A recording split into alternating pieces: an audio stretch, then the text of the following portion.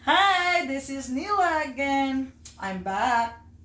Ngayon, today, today, I will teach you how to make my egg pie.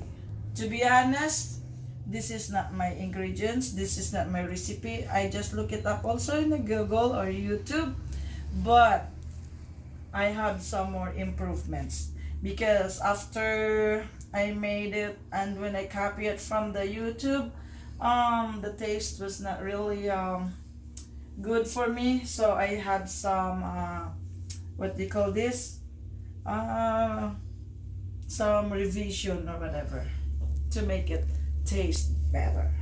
Okay, so let's start with ingredients. I have 2 cups of flour. This is one cup of evap milk. This is like 1/4 cup of or almost maybe 3/4 cups or 1/4 over 1/4 cup of butter. I have 6 eggs. I have 1 can of milk or condensed milk. I have 3 tablespoons of sugar. I have like a 1/2 teaspoon of salt, and I have like 1/4 cup of water. Okay, to start with, I have to make my crust. The 2 cups of flour is for crust. Okay, so I have to put the what? The salt, salt, and then the butter para masarap. Okay. Yeah. And then, lagay ko yung, binutasan ko lang yan ng konti. Butas-butas lang yan. And then, I 3 tablespoons of sugar. And then, 1/4 cup of water so that pang dough lang siya. O hindi ko muna siya uubusin kasi baka mag-over. So, I have just to mix, mix, mix, mix, mix. Mix, mix, mix, mix, mix again para maging dough. You know? So, like that. Actually, kung makikita nyo, hindi ako gumagamit ng gloves. Kasi, I'm not comfortable using gloves if I'm cooking. But, I can make sure that my hands are clean and I washed it. So I have to put this more again.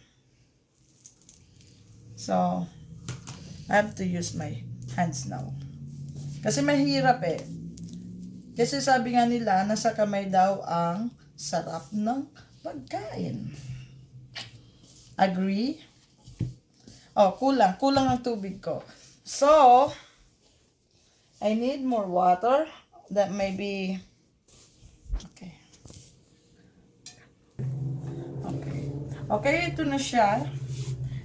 This dough has just like a butter, 3 tablespoons of sugar, salt, and so kailangan lang natin siyang gawing dough para meron akong pang ano sa dish. So, ito na ang dough ko. Tapos na siya. So, ngayon, ang gagawin ko, now what I'm going to do is have to flatten it. And then, make it a circle. Around para isapin ko siya dito. So, we have to do it like this. Ito, this recipe have no extender. Others have no mix like any what do you call that? Because some of them I think are using some cornstarch or whatever. But these are all pure milk, eggs, and that's it. So, but I guess nagustuhan naman. They like my egg pie. Some of them are like ordering it, but me, I don't know. It tastes good. You have to try it. It's easy to make. It just like only the problem is, like this one, like making dough and rolling over. Kailangan, you have to dance with it to make it flatten. Actually, this is not supposed to be my mold or my pan, but I don't know where's all my pan. My pan are all gone. So I am calling. Who have my pan? Please give it back to me. I can find my pan. I don't know where all my pans are. Yan. See? Kailangan lang siya. It needs to be like a fits in here. So napansapin. This is for my crust. So this is really good. See? Maybe I haven't been cook of egg pie for like how many months now. So I'll try this one. And friendship Jonah, this is your request. And for the mixture of water with the dough, um, it's up to you guys. Because if you have to use like 1/4 cup of water, it's kind of like dry yet. So, tansya lang. Tansyahin nyo na lang. Kasi ako hindi ko na matansya. So, ganito na lang. Ito makaikot-ikot ng rolling pin, iwan ko na lang. It's so hard. But anyways, kailangan masaya ang mukha habang nagluluto para ang gawa masarap. Circle ba siya? It is not round, right? It's like a square.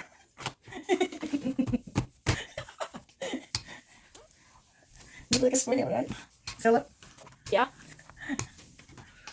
Look at that. It's like a... Hindi mo naman para round. It's so hard to use, so hard to get them round. But anyways, I don't know if this is good. No. You try it, guys. It's easy. Some of them also, I don't warm my milk. If you look it up on the other recipe, they said that you have to warm the milk, but I don't.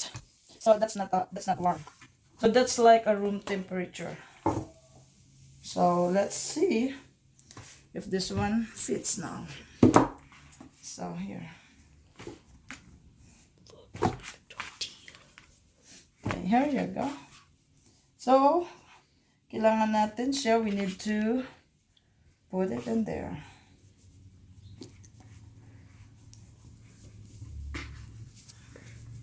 So it's like this. Hindi ako masyadong marunong, hindi ako masyadong magaling dito sa paglagay. I don't know how really put this here, but if you guys know it, sabi nila, practice makes perfect. Okay. Ito lang naman eh. Katuwaan. But this is how I make my egg pie. But this is good taste because sabi naman ng mga friends ko, it tastes good. Maybe they can just say it's not good. So let's see. Okay. So now I have to do my fillings. I have to put the eggs. Oh, okay. We're gonna put this first, okay? The evap milk.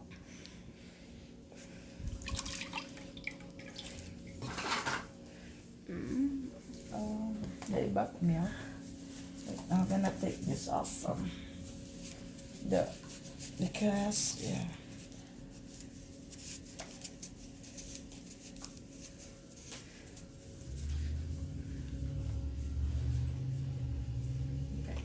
So the evap milk, here you go. And then next is the condensed milk.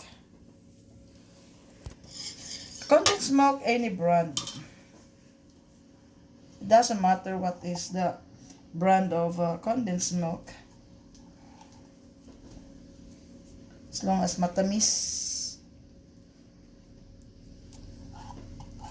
So, kailangan simutin. Simot. Okay. So, we have to mix it first.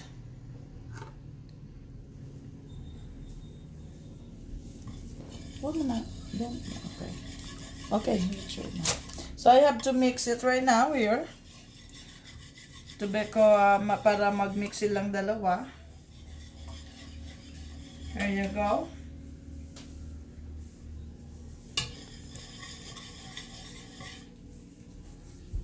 So guys, I don't have any secret recipe for this too.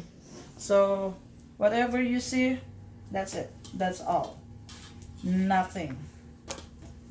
And now I have to put the eggs.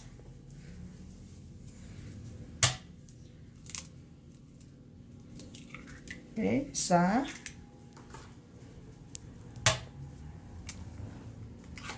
Dalawa. Tatlo. Now, I will gonna save some egg whites for my toppings. So that kailangan natin okay.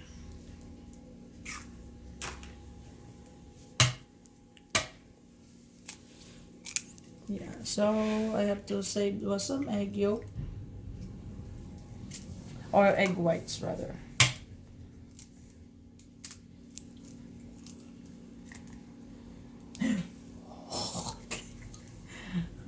So I save it 3 egg yolks from my 6 eggs. Now I have to mix again. Usually some of them put vanilla extra, but no, I don't put it. So look at the eggs, doesn't break. So we have to break it. So you just have to mix all together until mag-blend sila lahat. So then, oh, napa-English ako ah. Wow. And also I am using so I just have to mix up together. Mix lang until it incorporate. Mag-ano sila lahat. Tama ba? Incorporate. Mix. You have to edit that. Here. So it's almost, see? You see this? Okay. So I still need to mix properly so that we're gonna have to.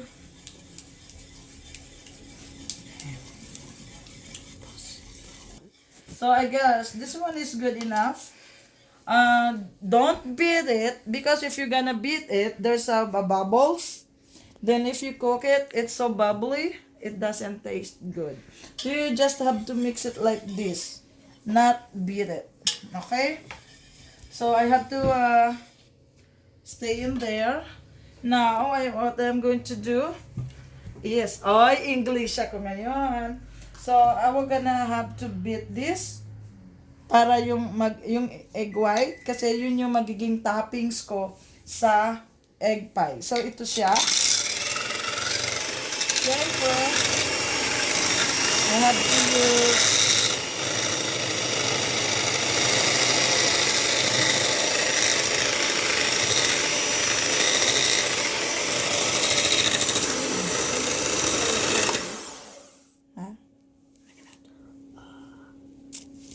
that's fine. So, ito na siya.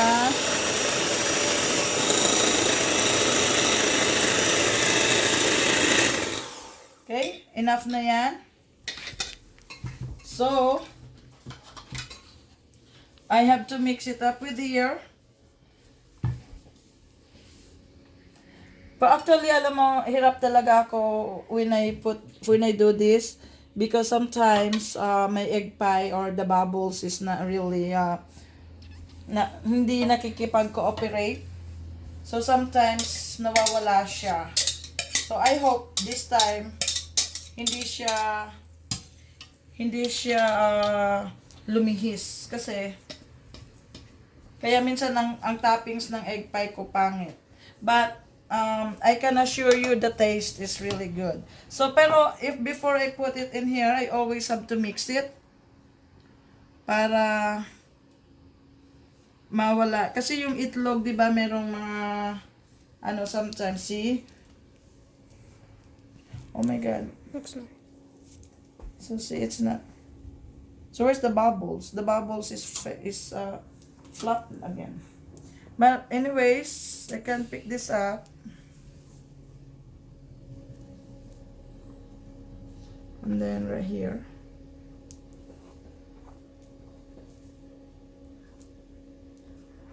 Masyadong malaki yung ano ko, yung pan.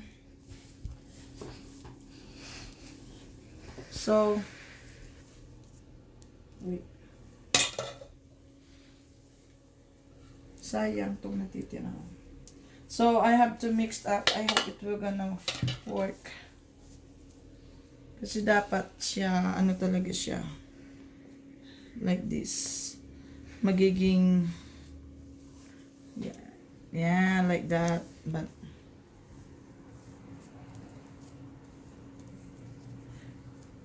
ito mahirap minsan, anuhin yung bubbles niya sa taas. Because,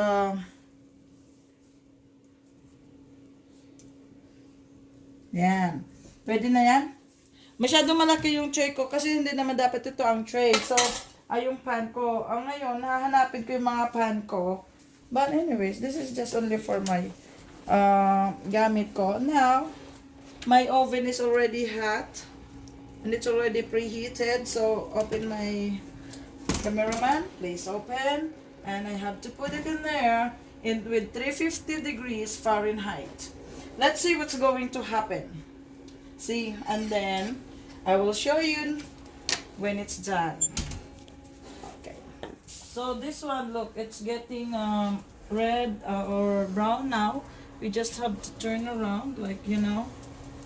And then, pag medyo mag-brown na yung top niya, antay siguro mga 5 minutes or more. Hanggang sa brown yung top niya, babawasan natin yung oras hanggang sa maluto na siya. So right now, it will stay 350 degrees. And later on, if it's all brown, then you have to down to 325. Yay!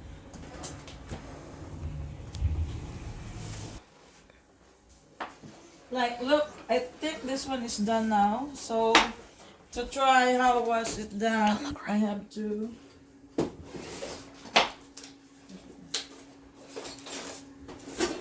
so I'm going to use a stick. A stick.